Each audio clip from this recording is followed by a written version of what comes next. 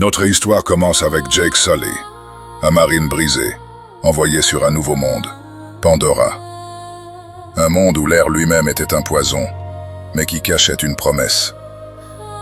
Pour survivre, l'humanité avait créé les avatars, des corps hybrides, parfaits pour ce monde, contrôlés par l'esprit d'un pilote. Pour la première fois depuis longtemps, Jake pouvait de nouveau marcher. Sa mission était simple, s'intégrer au Na'vi, le peuple indigène. Mais la jungle de Pandora ne pardonne pas. Chaque pas était un risque, chaque bruit, une menace. C'est là qu'il l'a rencontrée, Neytiri. Elle aurait pu le laisser mourir, mais elle a vu quelque chose en lui. Elle est devenue son guide dans un monde qu'il ne faisait que commencer à comprendre. Il a appris leurs coutumes, leur langue, leur connexion profonde à la nature. Il a vu la beauté et la spiritualité qu'il n'aurait jamais cru possible. Le soldat commençait à changer.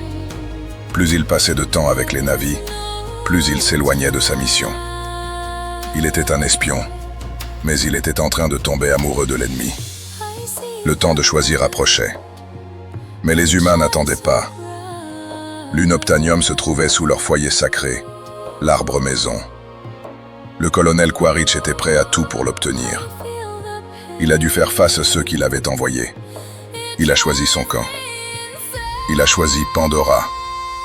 Mais pour les Na'vi, il n'était plus qu'un traître. Il devait gagner leur confiance une dernière fois. La guerre pour Pandora avait commencé.